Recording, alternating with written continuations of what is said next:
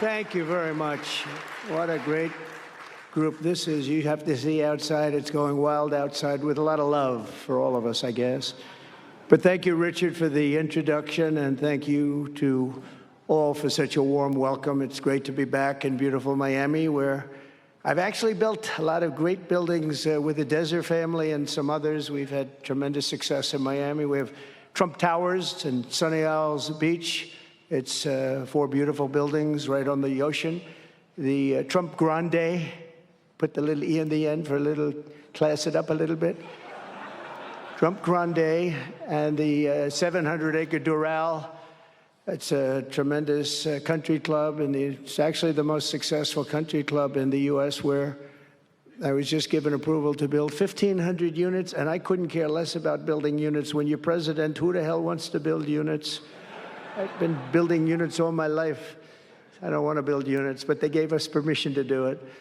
But today is a tremendous honor. Become the first American president to address the Future Investment Initiative Institute. That's the first one. It's always known.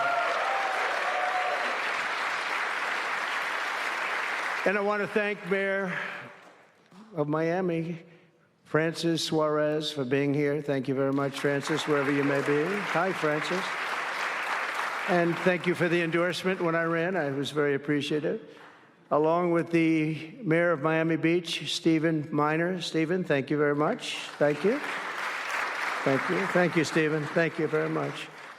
And numerous American business leaders, some of the biggest business leaders actually anywhere in the world, and many distinguished guests from the Middle East, and in particular, the Kingdom of Saudi Arabia, a special place with special leaders.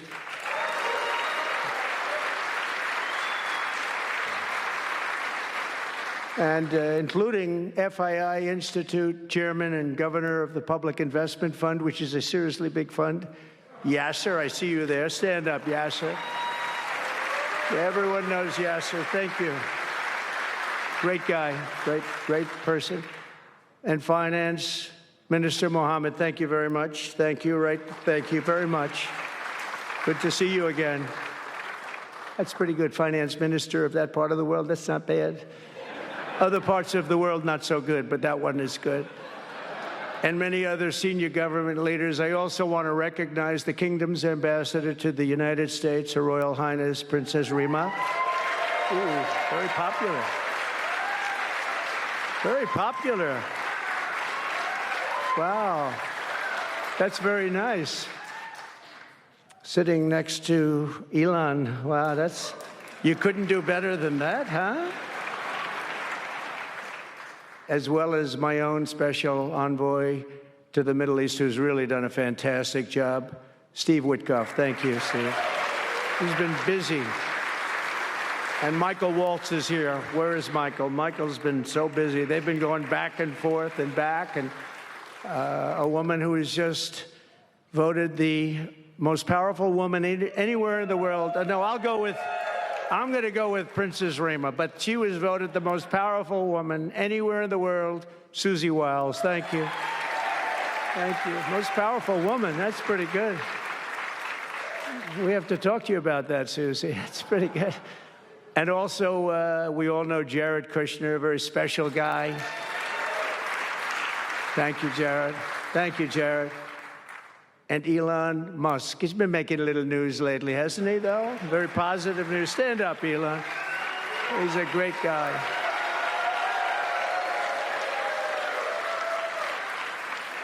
We did a little show last night. I heard they got very good ratings, too, by the way. We did.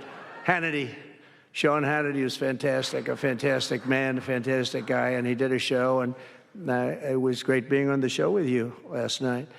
I come today with a simple message for business leaders from all across the nation and all around the world. If you want to build the future, push boundaries, unleash breakthroughs, transform industries, and make a fortune, because you want to make a fortune. Most of you have already made a fortune. I don't want to say that. There's no better place on earth than the current and future United States of America under a certain president named Donald J. Trump. I think that you're going to do very well. They're saying that November 5th, Election Day, 2024 will go down as one of the most important days in the history of our country. They said in 129 years, the most consequential election. I don't know if they're right about that or not, but it sounds good. I wanted to see if I could get a couple of more years tacked on, but I figured the fight wasn't really worth it. 129 is a lot. And as of January 20th, 2025, the dark days of high taxes, crushing regulations, rampant inflation, flagrant corruption, government weaponization, oh, I know about weaponization, and total incompetence will be gone forever. They'll be gone forever. Because the United States is back and open for business, and the golden age of America has officially begun. You see it happening. Since my election, America's economic engines have come roaring back to life in just a very short period of time. Think of it, from November 5th, the progress that's been made has been amazing. The NASDAQ is up nearly 10% in just a few months, and that's a lot. The Dow Jones Industrial Average is up 2,200 points, and Bitcoin has set multiple all-time record highs because everyone knows that I'm committed to making America the crypto capital. We want to stay at the forefront of everything, and one of them is crypto, and Miami seems to be the center of the action, come to think of it, and maybe it'll stay there. Business optimism skyrocketed 42 points. Think of that in a single month, the most in history by far. That's the biggest increase in history by not even close. The ISM index of manufacturing activity surged into positive territory for the first time in many years. Amazing.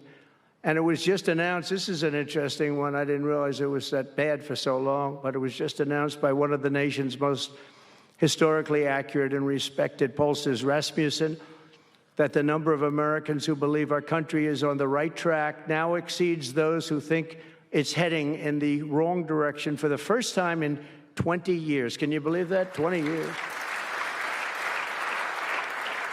And this is really a seismic 27-point swing from just before the election. Nobody's ever seen anything like that one yet, sir. I want to tell you, that's a big one. The best and most successful business leaders on earth are now racing to invest in the United States. Since November, DMAC has announced plans to invest $40 billion in the U.S., creating at least 10,000 jobs. SoftBank has announced investments of between $100 and $200 billion, creating at least 100,000 American jobs. Oracle and OpenAI and SoftBank are now collectively committing $500 billion to keep the United States on the cutting edge of artificial intelligence, and so many more. I mean, so many companies that want to come to the White House and have a little news conference all the time. I said, why don't you just announce it? But they want to come, and I'll do that. I don't mind doing that. I say anytime they want to go 10 billion or more, I'm there. 10 billion or more. But on his recent visit to the White House, the Prime Minister of Japan announced he anticipates Japanese investment in the United States of well over $1 trillion. And we're working on an Alaska pipeline already, which is the closest point to Asia. And as you know, the ANWR, which we've started, Ronald Reagan couldn't get it approved. Nobody could get it approved for so many years. Couldn't get it approved. I got it approved. Actually, I got it approved twice. I got it approved, and Biden ended it. That was a shocker, but we just got it approved again. And we're going to be, it's probably the largest deposit maybe anywhere in the world, just by itself. It's, they say, of similar size to Saudi Arabia, so we hope that's correct. But all of this is only happening because of the world-changing results of the 2024 election. We won the House. We won the Senate, the White House, and the Electoral College, and the popular vote in a landslide. We also won all 7 swing states, and all 50 states shifted in the Republican direction for the first time ever. So every state, every single state of the 50 states shifted Republican. It's never happened before. Either way, it's never happened.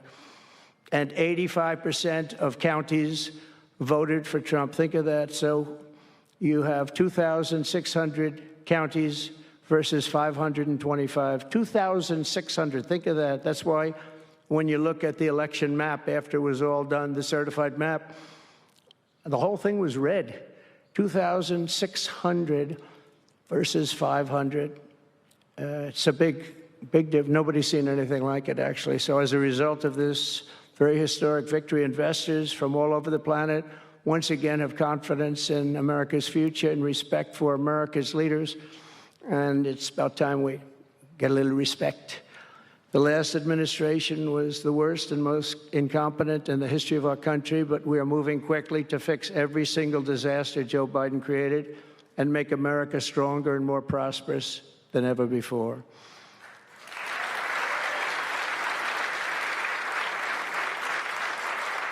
Our first and most urgent mission is to remove the criminals that Biden allowed into our country with the ridiculous and very dangerous open borders policy. They came from all over the world.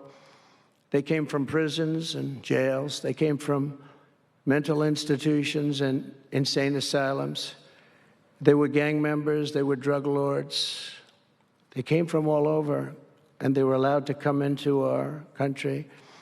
And we're getting them out in record levels, just like they came in record levels. I want to thank Tom Homan and Christie, who was just she's doing a fantastic job, governor of South Dakota, and Tom Homan, you know, and they are doing a fantastic job.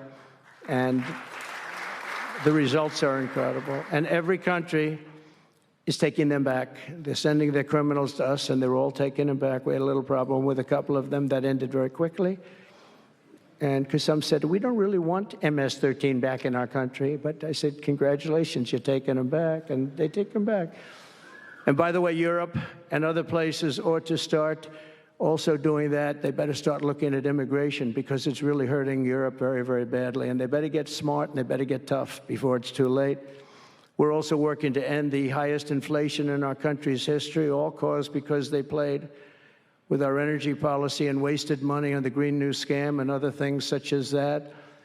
And they wasted monies at never seen before levels. If Joe Biden had simply held federal spending at the pre-pandemic levels we had in 2019, we would have virtually no inflation. We're trying to balance the budget immediately, and because of the tariff income, which is really, it's already turned out to be amazing, actually. It's really meant more for bringing countries and companies into our country, but the numbers are rather staggering, because we're the big piggy bank that everybody wants to be, and they can play games and they can say, well, there'll be retribution and, equal this and that, but they can't be equal. But we want to keep it so that we're the big piggy bank. And if we had years like we did the last 4 years, that wouldn't have lasted too long. So we're not promising it, but, all of these things could happen. We hope to balance our budget. So I don't want to promise it, because if I do and we come about $10 short, the fake news media back there would say, we have breaking news. He did not make it. He did not make it. But we'll get it done very soon. It might not be this year, but it could be this year. Actually, we have a chance at getting it even this year, which people would be shocked at, because they were talking about 10 years, 15 years, 20 years from now. When I took office last month, we inherited the consequences of inflation. That was more than 4 times what it was when I left 4 years ago. Think of that. I left, it was at 1.4%. And the annual government spending over $1.5 trillion more than projected in 2020 alone. 1.5 trillion. But under the Trump administration, all of that is changing faster and more dramatically than anyone ever thought possible. They didn't think it was possible to do what we've done in just a very short period of time.